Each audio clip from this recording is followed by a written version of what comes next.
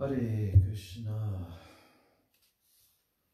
Jai Supadikar Shri Shri Guru Gauranga Gandharvika Giridhari Shri Shri Radha Govinda Jiu Ki Jai Shri Shri Radha Vinod Bihari Jiu Ki Jai Jai Shri Jagannath Baladev Subhadra Sudarshan Chakra Jiu Ki Jai Jai Giriraj Govardhana Ki Jai Jai Shri Nitai Gauranga Ki Jai Jai Shri Nrsinga Bhagavan Ki Jai Jai Srimad Bhagavad Gita Ki Jai Srimad Bhagavad Gita as it is Ki Jai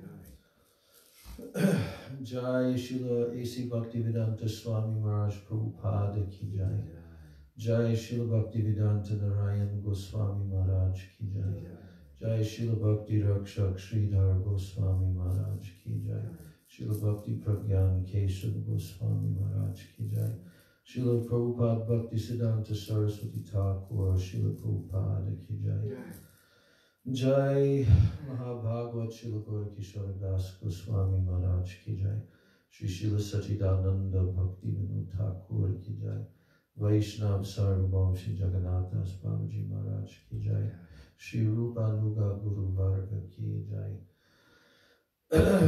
Jai Ananta Koti Vaishnava Vrinda Ki Jai Samagata Gaur Bhakta Vrinda Ki Jai Jai Nitai Gaur Premanandi Hari Hari Gaur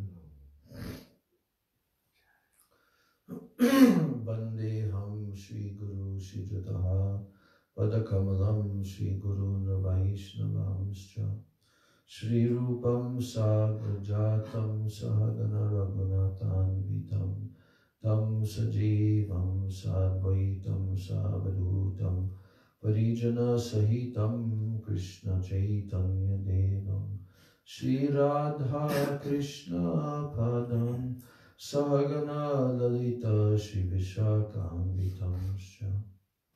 Om Jnana Timirandasya Jnananjana Shalakaya Chakshurun Militam Yena Tasmai Shri Gurave Namaha Mukam Karoti Vachalam Pangam Langayate Girim Yat Kripatamaham Vande Shri Gurun Dinataranam Vancha Kalpatarubhyascha Kripa Sindhubhya Eva Cha Patitanam Pavanebhyo Vaishnavebhyo Namo Namaha Namo Mahabhadanaya Krishna Prema Pradayate Krishnaya Krishna Chaitanya Namni Gaura Trishe Nama Nityanandam Namastubhyam Prema Nanda Pradayane Kalo Kalamashanashaya Janabhapatai Namaha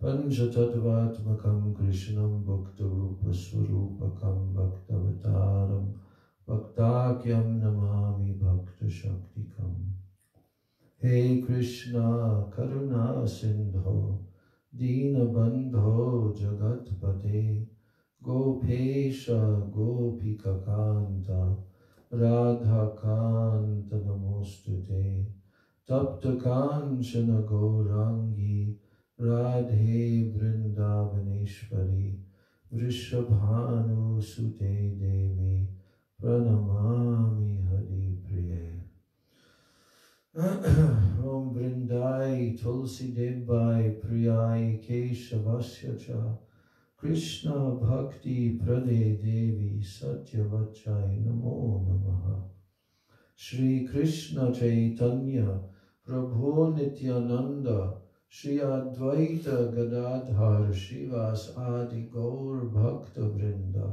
Hare Krishna Krishna Krishna Hare Hare Hare Rama Rama Rama Hare Hare Hare Krishna Krishna Krishna Hare Hare Hare Rama Rama Rama Hare Hare.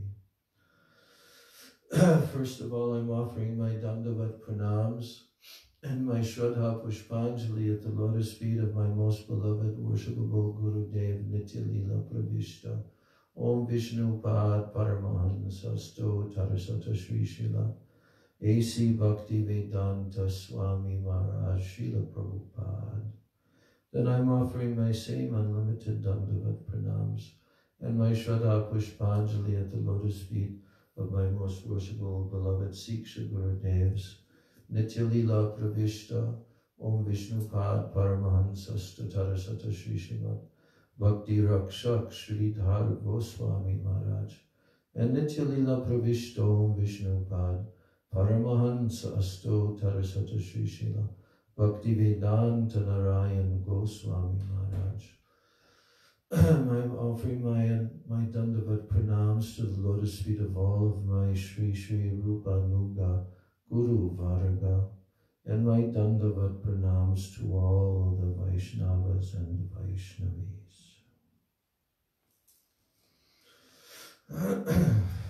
So, we are continuing with our reading of Srila Prabhupada, Srila A.C. Bhaktivedanta Swami Prabhupada's his introduction. We finished the preface yesterday. Actually, we read it twice. First time we mostly read it, and the second time we talked about it yesterday. But isn't it amazing how Prabhupada packed into that preface so many important, philosophical points that could stir the mind and heart of a Westerner who's seeking questions, who's seeking answers to the questions of life. Yeah. So Srila Prabhupada, what he gave to the world can never ever be matched, because it was the greatest need, the greatest necessity, and there was none. There was no availability to Krishna consciousness, to knowledge of Krishna, to knowledge of Vaishnav, Gaudiya Vaishnav philosophy especially. But Prabhupada came to give that, and he gave it. And it will always be a masterpiece. The Bhagavad Gita as it is will always be a masterpiece. It doesn't matter in which century somebody will read Prabhupada's books into the future. It will always be the masterpiece of all masterpieces. So, now Srila Prabhupada is beginning his introduction, and in his Mangala Charana, he is chanting Om Jnanatimirandasya verse, then Sri Chaitanya Manobhishtam, then Vandeham Sri Guru Sri Jatapada Kamalam, He Krishna Karuna Sindhu, Taptakanchana Gaurangi, Vancha Kalpatarubhyascha, Sri Krishna Chaitanya Prabhu Nityananda, Panchatattva Mantra, and finally, Hare Krishna, Krishna Krishna, Hare Hare, Hare Rama, Rama Rama, Hare Hare. I have always a very vivid memory in my own spiritual infancy, almost brand newborn baby, when I joined the temple in Detroit, and then after a couple of months was sent to Chicago. And I had just turned 18 years of age. I was just a young pup. And so we began to go on Sankirtan in Chicago the whole year, all through the winter, everything. We didn't miss a day. But I remember we used to come back in the evenings from the Sankirtan, chanting on the streets of downtown Chicago. And we would put on this record, because in those days we didn't have cassette tapes, they hadn't come yet. And we didn't have a reel-to-reel tape recorder, they had one in Detroit. But we would put on a record, and we had like 3 records. One was the Happening album. One was, I think it was recorded at Rath Yatra in San Francisco. where very slowly Prabhupada was singing the whole Mangala Charana. Remember that one? Just like Vandeham Shri Guru Shri Jutaha Padakamalam Shri Guru Vaishnavamscha. So I would put on that record, and then I would look at the songbook, and I would read along with the Mangala Charan verses as Prabhupada was singing them, And I can remember just focusing on Srila Prabhupada's mood in his singing and his tone of voice and so meditative. And in the background, devotee was playing Mridanga very slowly. Prabhupada, I think, was playing kartals and leading the tempo. And I think they had a tambura in the background also. But I believe he was on stage. This was, I think, maybe 1968. It could have been one of the first Rath Yatras where they had built the cart, And they went to, they brought the Rath Yatra cart to Golden Gate Park. I think that might have been the first year, 1968. But the only recorded voices of Prabhupada that we had were on the Happening album, and when he would read, actually he's reading that lecture on chanting Hare Krishna, right? Then we also had this record of the Brahma Samhita, and it had a very nice sitar in the background. I heard that some Indian sitar player was brought by the devotees to play the background for the record. He did it, like with a different track separately. And, it's like, it's got the beginning, like real high pitch, and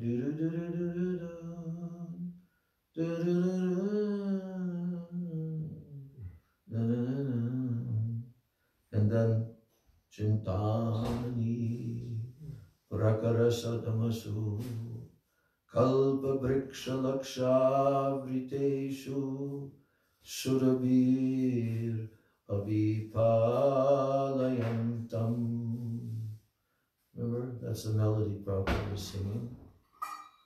And then he read the part of the introduction from the Gaudiya Math English version of the Brahma Samhita, where, it begins, the materialistic deminar cannot possibly stretch to the transcendental autocrat, who is ever inviting the conditioned souls to associate with him by devotional serving mood, something like that. So we had that record, and we had that Rath Yatra. That's all. That's all that we had of Prabhupada's voice. Before I went to Chicago, I did hear a lot of Prabhupada's kirtans because they're playing it on the sound system all the time, But that's all we had of Prabhupada's voice. We didn't have any cassettes at that time, 1970. I think they started out around then, by the early 70s, and there was cassettes, So, Srila Prabhupada is now, he's given his Mangala Charana, and now he's beginning his introduction. He says, Bhagavad Gita is also known as Gita Upanishad. Gita Upanishad. Gita Upanishad. Did you know that? That Bhagavad Gita is also known throughout the world as Gita Upanishad? I read it in the... Yes, because it's technically considered to be one of the Upanishads, right? So Bhagavad Gita is also known as Gita Upanishad. It is the essence of Vedic knowledge and one of the most important Upanishads in Vedic literature. Of course, there are many commentaries in English on the Bhagavad Gita, and one may question the necessity for another one. So again, he's explaining how this came. This present edition can be explained in the following way. Recently, an American lady asked me to recommend an English translation of the Bhagavad Gita. Of course, in America, there are so many editions of Bhagavad Gita available in English. But as far as I have seen, not only in America, but also in India, none of them can be strictly said to be authoritative, because in almost every one of them, the commentator has expressed his own opinions without touching the spirit of Bhagavad Gita as it is. So just see, without even touching. I mean, they just blatantly express their speculative opinions without trying to even understand directly what is Krishna saying. So now, the spirit of Bhagavad Gita is mentioned in Bhagavad Gita itself. It is just like this. If we want to take a particular medicine, then we have to follow the directions written on the label. We cannot take the medicine according to our own whim or the direction of a friend. It must be taken according to the directions on the label or the directions given by a physician. Similarly, Bhagavad Gita should be taken or accepted as it is directed by the speaker himself. The speaker of Bhagavad Gita is Lord Sri Krishna. He is mentioned on every page of Bhagavad Gita as the Supreme Personality of Godhead, Bhagavan. Of course, the word Bhagavan sometimes refers to any powerful person or any powerful demigod. And certainly here, Bhagavan designates Lord Sri Krishna as a great personality. But at the same time, we should know that Lord Sri Krishna is the Supreme Personality of Godhead, as is confirmed by all great acharyas, spiritual masters like Shankaracharya, Ramanujacharya, Madhvacharya, Nimbarka Swami, Sri Chaitanya Mahaprabhu, and many other authorities of Vedic knowledge in India. So the Lord himself also establishes himself as the Supreme Personality of Godhead in the Bhagavad Gita. And he is accepted as such in the Brahma Samhita and all the Puranas, especially the Srimad Bhagavatam known as the Bhagavad Purana. Then in parentheses, Krishna's stool, Bhagavan Swayam. So therefore, we should take Bhagavad Gita as it is directed by the personality of Godhead himself. So that's how Prabhupada begins his introduction. What is he doing? What is Prabhupada's intention in what we just heard him speaking? What was he basically saying? He's saying that if you want to take a medicine, you have to take it according to the directions. So if you want to understand Krishna, the Bhagavad Gita that he's speaking, then you have to take it from him himself. How to understand the Bhagavad Gita. And he's making the point that He's mentioned on almost every page as Bhagavan. Then Prabhupada makes the point, and it's true, that in Vedic literature, sometimes even great devotees are called Bhagavan, like Bhagavan Narada, or like this. So it can mean a great personality.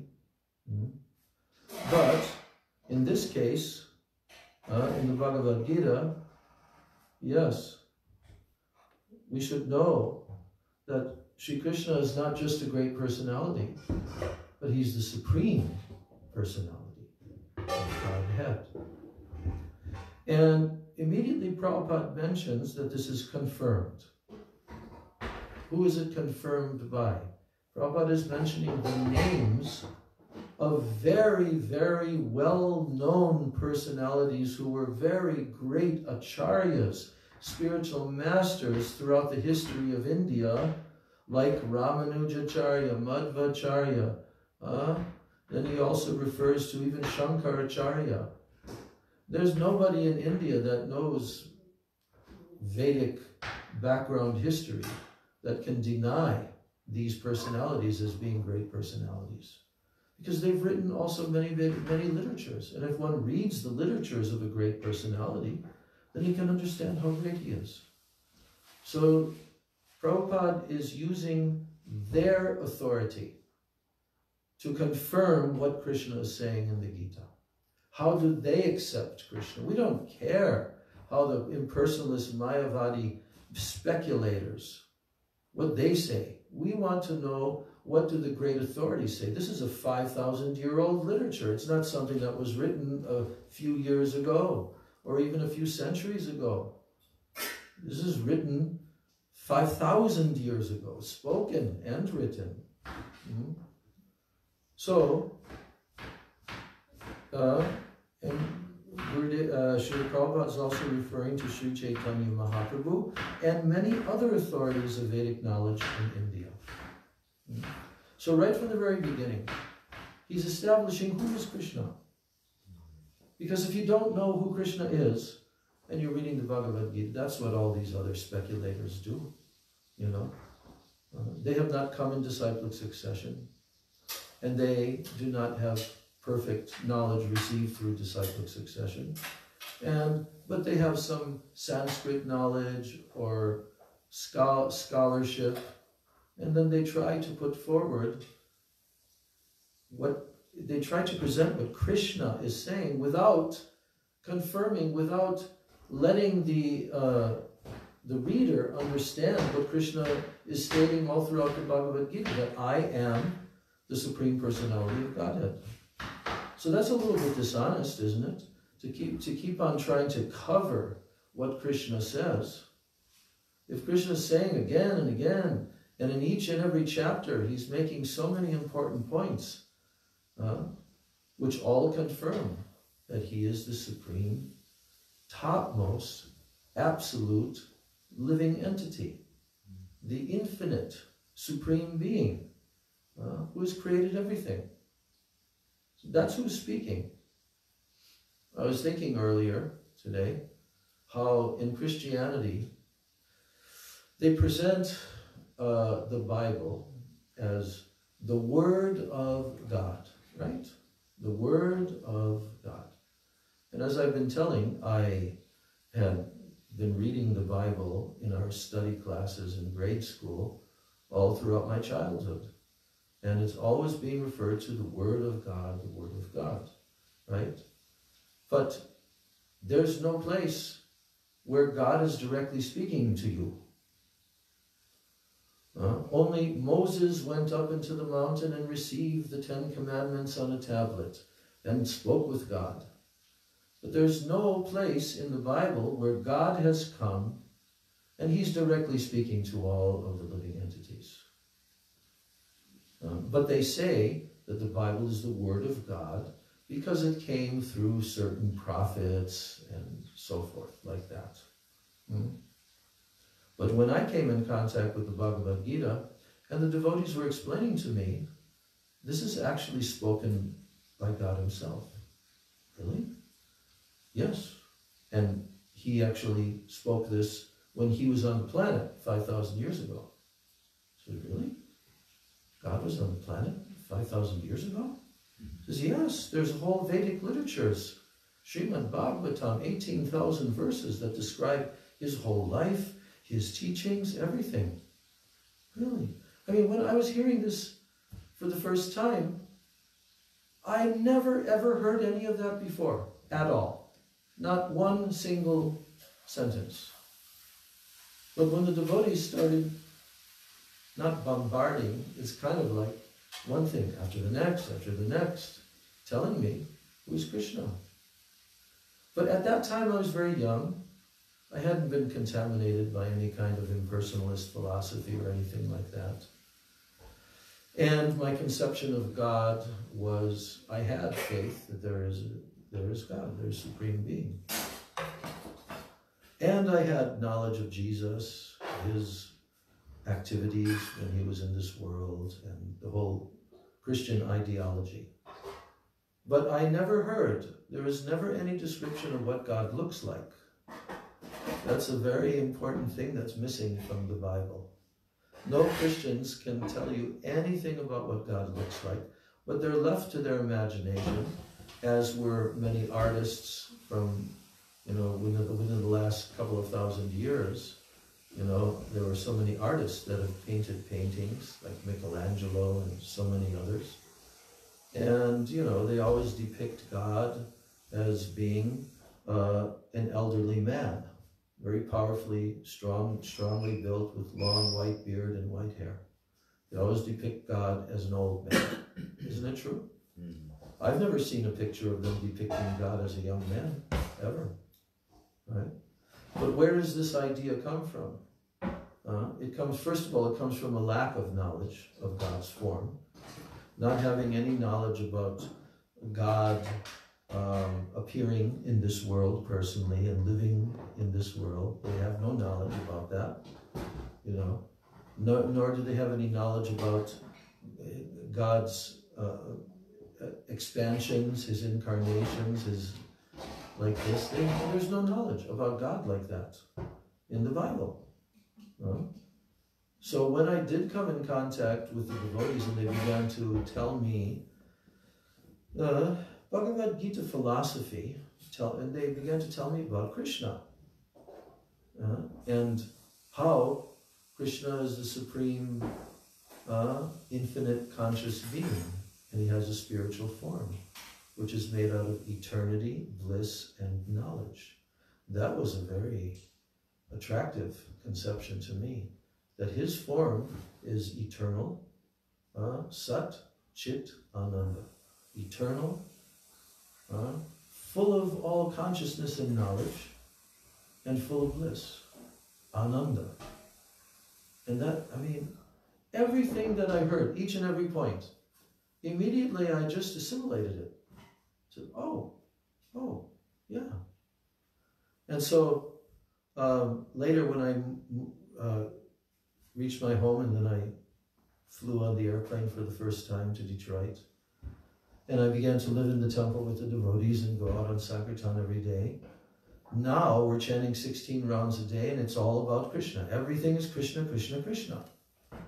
And I can remember within the first week, within the first 2 weeks, and I'm hearing Srimad Bhagavatam and all of this, and I'm actually starting to have realizations that this is all true. There has to be some realization, some conviction that this is the truth, right? That has to come. This is the truth. And so I began to, after reading the Bhagavad Gita and everything, then I can remember suddenly just being hit with the realization that how has this happened to me? How has this happened to me? Because I began to fully have faith. This is the absolute truth. This knowledge, this Bhagavad Gita, this Srimad Bhagavad, this is the absolute truth. And we have that knowledge. Prabhupada came to give that knowledge to the whole world. Now we have that knowledge.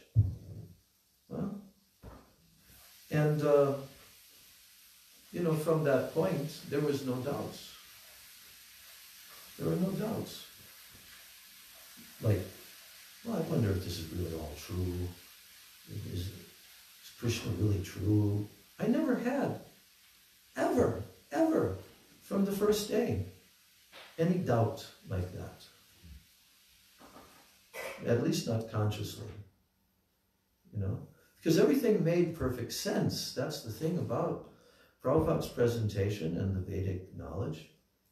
It's perfectly logical and, you know, perfectly appealing to your mind, to your heart. It's truth, undeniable truth, right? So if a person is sincere and they hear the Bhagavad Gita with faith, that's what Prabhupada is trying to do in this introduction, to introduce who the speaker is. And that's what the Mayavadis don't do. They don't tell you who the speaker is. And they even sometimes infer that he's just a symbolic being, you know. Sometimes they even infer that there's two different Krishnas, that one was a cowherd from the Vaishya community and one was from the Kshatriya community, and they're all completely mixed up. They have no idea. So, Srila Prabhupada, in presenting this version, because we can imagine what importance Prabhupada was feeling is resting on his shoulders. For the very first time in the whole history of the Western civilization, the Bhagavad Gita is being authentically presented, authoritatively presented for the first time. And Prabhupada is aware that he's the one that's making this presentation for the first time. Plus, he's already been in America, because when the first Gita came out, that was probably around 68 maybe, the Macmillan version, you know. But that was the first time. So Prabhupada is telling here in the introduction that, you know, how did this come about? Well, it came about because one American lady asked me, can I recommend a version of the Bhagavad Gita to her? But as far as I understood, there is no authoritative version. Because each and every author, every translator, they've all used the Gita to put forward their own speculative ideas. Yes. So then Prabhupada, he says that we have to take the medicine according to the doctor's prescription, according to the label's prescription. So similarly, Bhagavad Gita should be taken or accepted as it is directed by the speaker himself. And the speaker of the Bhagavad Gita is Lord Sri Krishna, and he is mentioned on every page of Bhagavad Gita as the Supreme Personality of Godhead, Bhagavan. So, then,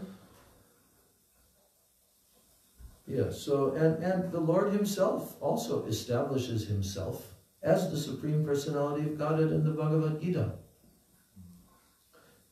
You know, like when you're reading through the chapters of Bhagavad Gita, and you know, you come to various places where Krishna is describing who he really is, you know. And like in the 4th chapter, Prabhupada's going to be referring to that. You know, he's telling Arjuna about how he spoke this millions of years ago to the sun god. And then Arjuna has a doubt that he raises. He says, well, the sun god is millions of years senior to you and me. Because you and I, we're contemporary, we're friends, we're the same age. Jai Shri Guru Gauranga Gandharvika Giridhari Shri Shri Radha Govinda Jiu Ki Jai. Jai Jagannath.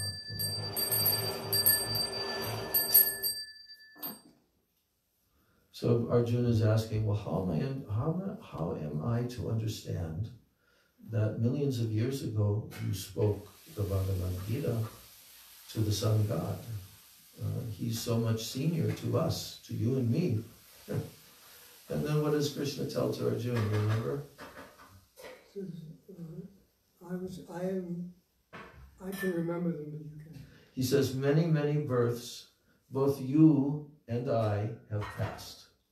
but I can remember all of them, you cannot. So that at that point, Krishna is distinguishing himself from his human-like appearance in this world with his cousin Arjuna and so forth, his dearmost friend. Because he's saying, I was there. I'm eternal. Of course, he stated that fact, as I told yesterday, in the very beginning of the Bhagavad Gita. That never there was a time when I did not exist, nor you, like that. So, yes. So Prabhupada is told that not only in the Bhagavad Gita, but also in the Srimad Bhagavatam, Brahma Samhita, Puranas, Krishna is mentioned as Bhagavan, Bhagavan Swayam. He is the supreme Bhagavan. So therefore we should take Bhagavad Gita as is directed by the personality of God himself. And in the 4th chapter of the Gita, verses 1 through 3, there's what I'm referring to. Krishna tells, Imam vivasvate yogam proktavanaham avyayam vivasvan manave praha manur ikshvakave abravit. Then comes the famous verse, Evam parampara praptam imam rajarshayo vidu sa kale neha mahata yogo nashta parantava. So, then finally he says, Sa evayam maya tedya yoga prokta puratanaha bhakto sime sakha cheti rahasyam hetad uttamam. So these 3 verses are the first verses of the 4th chapter. Here the Lord informs Arjuna that this system of yoga, the Bhagavad Gita, it was first spoken to the sun god, and the sun god explained it to Manu, and Manu explained it to Ikshvaku. And in that way, by disciplic succession, one speaker after another, this yoga system has been coming down. But in course of time, it has become lost. Consequently, the Lord has to speak it again, this time to Arjuna on the battlefield of Kurukshetra. So, he's saying, Evam parampara praptam imam rajarshayo vidu. So parampara, we know what the meaning of parampara is. And Krishna is referring to the system by which the sun god handed it down, and it came down for a long time. We don't know for how long that disciplic chain continued before it was broken. But Krishna is referring to the Rajarshis. He's saying, Imam Rajarshayo Vidu. That means that through the disciplic succession, the great saintly kings who've always been, maintaining and governing all the planets in the universe, they're all Rajarshis. They're Rajarshis. You know what Rajarshi means? Kingly is Raja and Rishi, 2 words. We know what a Rishi is. Means a saintly person. Rishis. And Raja means king. So these are called Rajarshi, which means saintly kings. They're not ordinary politicians. So Imam Rajarshayo Vidu, the Bhagavad Gita was always handed down through the royalty, not through ordinary people. And the Rajarshis understood the Bhagavad Gita through this disciplic succession. But now Krishna says, Sakale neha mahata yogo nashta parantapa. O Arjuna, O Parantapa, this knowledge of the Gita, this knowledge of yoga, mahata yogo, that means this great science of yogic knowledge, right? In course of time, kale neha means kala. Kala means time. So just in course of time, this great science of yoga was nashta, lost, destroyed. So it was forgotten, it was lost. Now, does that not happen in the material world? It happens to everything in the material world, doesn't it? Even in the case of a transcendental, powerful line of pure, realized souls, but in course of time it gets tampered with, right? It gets tampered with, and then gradually it becomes lost. So he says, Saevayam maya te dhya yogo prokta paratana. Oh, so therefore, because of this, today, Arjuna, I am again speaking this knowledge to you, this ancient science, Puratana, very ancient knowledge I'm speaking to you. And then he tells to Arjuna why he's going to speak it to Arjuna, not to somebody else. He says, Bhakto si me sakha cheti. You are my bhakta. You're my devotee. And also, you're my sakha. You're my friend. And therefore, rahasyam hi etad uttamam. Therefore, you can understand this very, very rahasya, very confidential knowledge you can understand because of these two qualifications. That you're my devotee and you're my friend also. Friend means love, affection. So, now Krishna, the Lord, has to speak this knowledge again, consequently, because it was lost in course of time. But this time he's speaking it to Arjuna on the battlefield of Kurukshetra. He tells Arjuna that he is relating this supreme secret to him because Arjuna is his devotee and his friend. The purport of this is that the Bhagavad Gita is a treatise which is especially meant for the devotee of the Lord.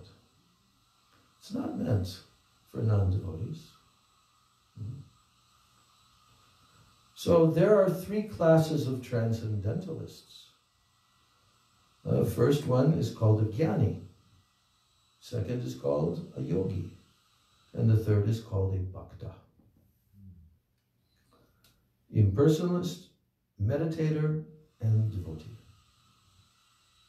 Hence, the Lord clearly tells Arjuna that he is making him the first receiver of a new parampara, a new disciplic succession, because the old succession was broken.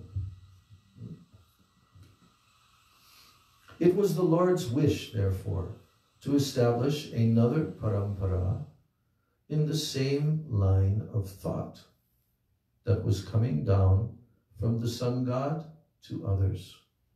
And it was his wish that his teaching be distributed anew by Arjuna.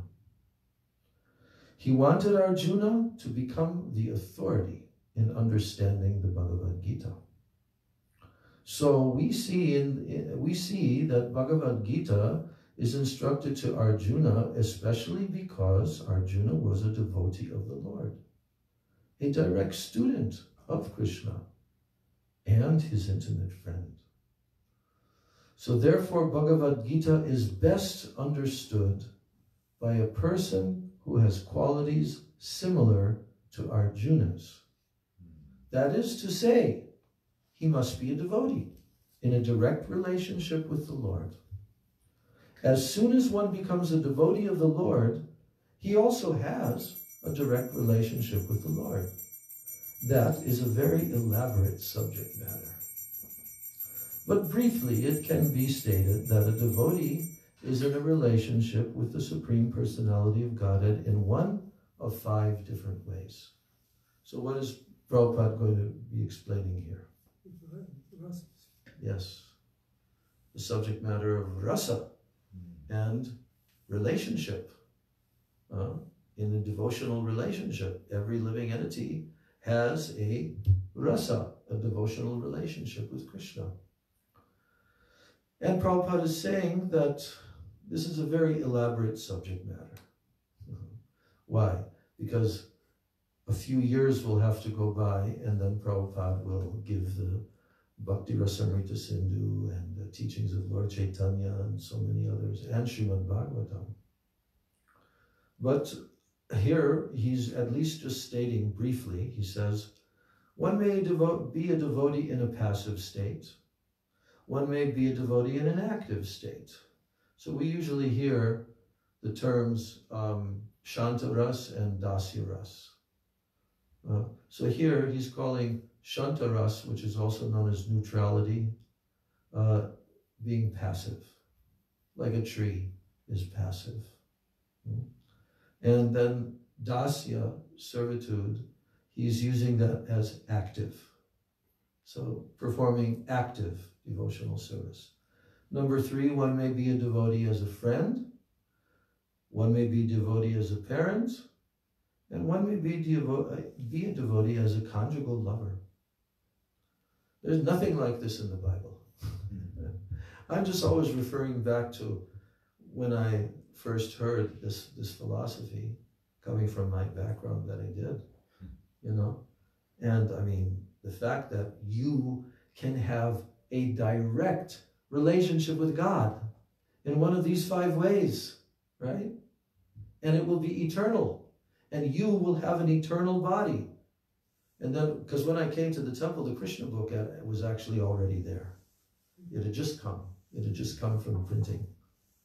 And so we were reading it all the time, and I'm hearing about Krishna and his loving relationships with all of his devotees, the Brijvasis, and even the trees, and the animals, and the cows, and the elderly gopis, and, you know, but especially with the gopis and the cowherd boys.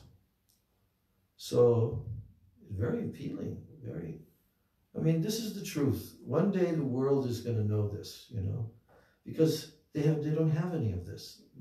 The world is empty and void of this knowledge. And it's not that complicated. People that are God-fearing, people that have faith, they'll be able to accept this. And I've seen this, especially like in Russia. Oh my God, in Russia it was quite an experience when we first brought Gurudev to Russia and began to preach his mission there. You know, I was seeing something that didn't happen too often in our country, in America, because in Russia, many elderly people became actual devotees, chanting 16 rounds, you know. Yeah, many elderly people. I remember meeting a lady who was in her 80s, you know, and she was chanting 16 rounds, you know. And why is that? Because there's a history of connection with Vedic knowledge in Russia. I mean, it's just above the Himalayan mountains there. Even the word Russia, also, some people say it comes from the word Rishi. Rishi, Russia. Some say that it can be traced to the word Rasa, because in Russian language, they don't say Russia, they say Россия. Россия. And that's also a Hindi word, Россия, means full of ras. So, and because Russia had been put through 70 years of atheistic communism, the people who were older, they were not prohibited from worshiping God in their home. But all the temples were being destroyed by the communists all throughout Russia. But the people were so devout. The history of Russia, the Christianity came to Russia 1,000 years ago, right? And from that time, it just spread all throughout Russia and the surrounding areas. You know, and there's many stories of hundreds of years ago, you know, of Russian saints, yogis. They were kind of like yogis, and they went out into the wilderness in Siberia in the winter. And they just did their fasting and their praying, and whole communities of people started to, right in the middle of like just hundreds of miles of forest. And those people were so faithful and devout, and they actually built, without nails and stuff, just by carving wood from the trees, and they built these beautiful temples, cathedrals in the middle of the forests. You know, so there's a great, great history of theism in Russia, but the communists were trying to stomp that out, which they're trying to do right now in America, by the way. That's what's going on here. Yep, they want atheism. But what's actually happening what's actually taking place is that the people who are God, believing in God, faithful to God, the Christians especially, you know, they are becoming more devout because they see that everything's being threatened. Like how they've actually shut down all the churches for these last 8 months, right? Yeah, they've done that, you know, and they've done it all over the world. So this is a time period when Chaitanya Mahaprabhu is going to shake things up tremendously. Just to mention, tomorrow is the day of the conjunction. You heard about that? Yeah, I didn't know anything about it, but I heard it. Yeah. Well, it's, you know, it's, there's a lot of Vedic astrologers on YouTube, and they're explaining the meaning of what's happening planetarily and so forth. It's called the Great Conjunction. You remember in the 60s they had that song, The Age of Aquarius? They mentioned this conjunction there. That song was, what, 50 years ago, right? And they say, this is the dawning of the age of Aquarius. And in the first line, I looked up the lyrics the other day with Vaikanas Maharaj, and we were, you know, remembering. And they describe in the first verse the conjunction.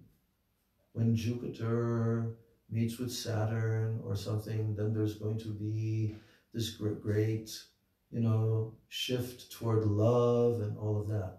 And that was like one of the theme songs of the 60s.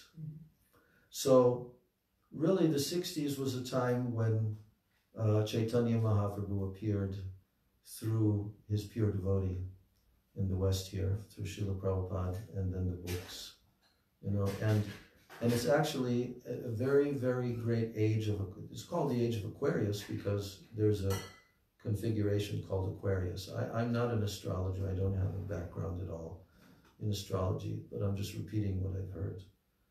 And so there would be very, very great shifts on the Earth planet.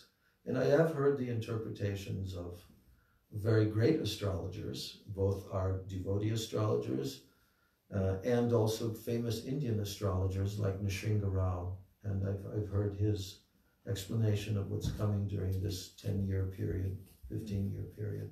So tomorrow is the great conjunction day. Oh. And actually what it means is that Saturn and Jupiter are going to come together, like right together. And that hasn't happened in like 900 years, exactly the way that it's happening and the signs in which it's happening.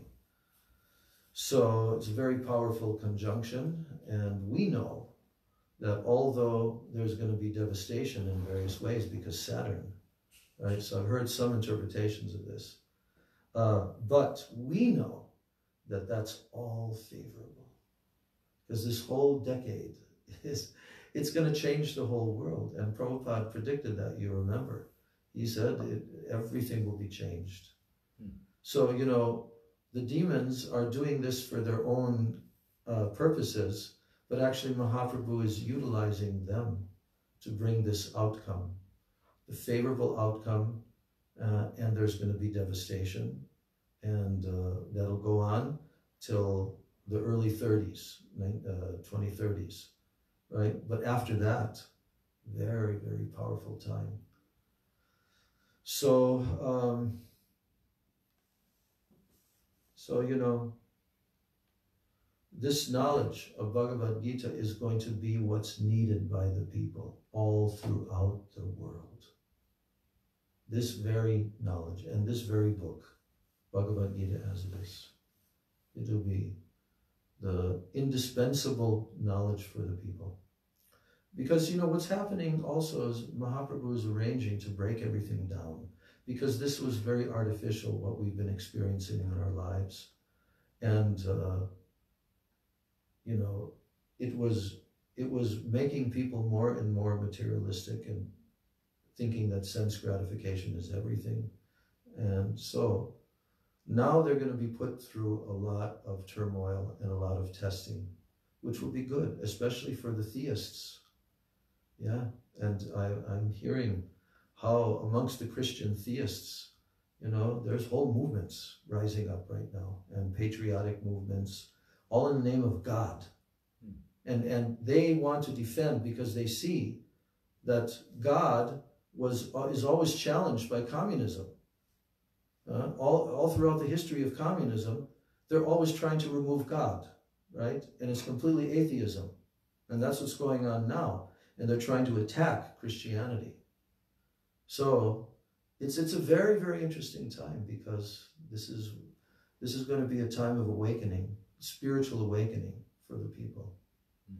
So tomorrow on our little Christmas party, we're going to talk about the personality who Srila Prabhupada said was a Shaktivesh avatar who came to bring God consciousness to the people at this period of time. And he also had gone to India. Prabhupada confirmed that he had gone to India. We'll talk about that, and we'll talk about some of the statements that our acharyas have made about that personality named Jesus. And Srila Sridhar Maharaj's quotes, Prabhupada's quotes about him, and like that. So we've run out of time. It's now the Artik time, and we're going to glorify Shishi Guru Gauranga Gandharvika Giridhari Shishi Radha Govinda Ji Ki Jai. Jai Srimad Bhagavad Gita Ki Jai. Jai Srimad Bhagavad Gita as it is Ki Jai. Srila Prabhupada Ki Jai. Vancha Kalpatarubhascha Kripasindhubheda Chapatitanam Pavanebhyo Vaishnavebhyo Namo Namaha.